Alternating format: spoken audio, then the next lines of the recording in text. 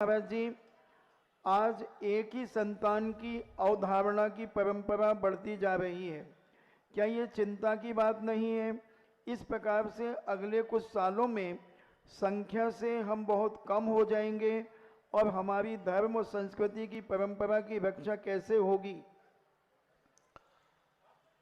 अब आज जो हम लोग तो इसके संबंध में शास्त्र भी इस संबंध में बहुत बार प्रेरणा देते हैं, दे चुके हैं कि या तो गृहस्थी को अपनाओ मत, और गृहस्थ में यदि जैन हो तो तुम जब परिवार नियोजन कराते हो तो समझ लेना चाहिए आप बेटे को बिटिया को कम नहीं कर रहे हो, एक जैनी को कम कर रहे हैं। जैनी को ही कम नहीं कर रहे हो, एक शाकाहारी को कम कर रहे हो।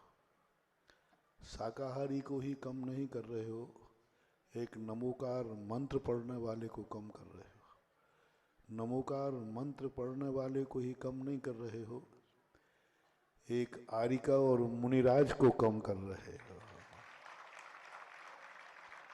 एक भगवान के भक्त को कम कर रहे हो, एक भगवान के अभिषेक करने वाले को कम कर रहे हो। नियोजन वो कराएं जो पापी हों,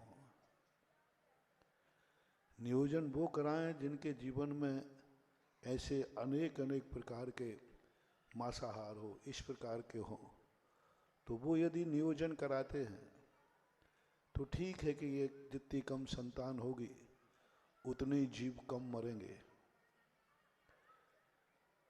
नियोजन वो कराएं जो अनेक प्रकार के ऐसे निकृष्ट कार्य करते हैं, चोर हैं, डाकू हैं, स्मगलर हैं, या आतंकवादी हैं, या कोई भी हो, जिनके जीवन, जिनके संतान बढ़ने से देश को, राष्ट्र को, समाज को और स्वयं ही उनका जीवन खतरे में होता है।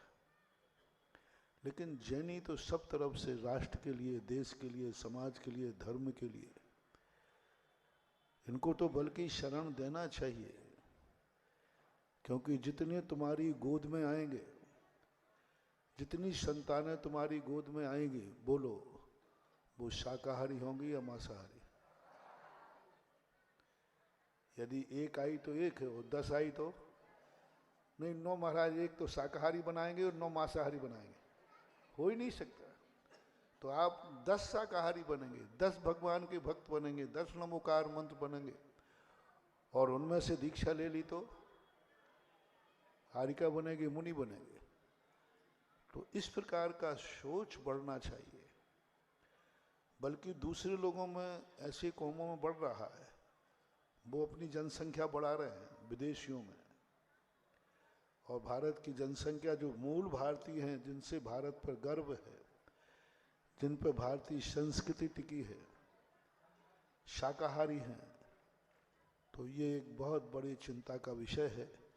ये सबको सोचना चाहिए, इस दृष्टिकोण से सोचना चाहिए। ठीक है, तुम अपने दृष्टिकोण से मत सोचो, हो सकता है तुम्हें समस्या हो सकता है तुम परेशान हो सकता है तुम उनका लालन पालन नहीं कर पा रहे हो, लेकिन आप देखना कि कितनी बड़ा नुकसान एक जैनी रुकता है, एक जैनी के यहाँ संतान रुकती है। तो आज जो हमने आपको मोटिवेशन दिया, इस पर घर जाके विचार करना। एक जैन कुल में आने वाली संतान रुकती है तो कितना नुकसान है, और यदि वह आती है तो कितना फायदा है। आप लोगों को आपके माँ बाप रोक देते तो क्या आज तुम मुनि महाराज के सामने बैठे होते? क्या आज तुम पंचकल्याणक देख रहे होते, जिनेंद्र को पहचान रहे होते? पता नहीं कहाँ जन्म हो जाता है।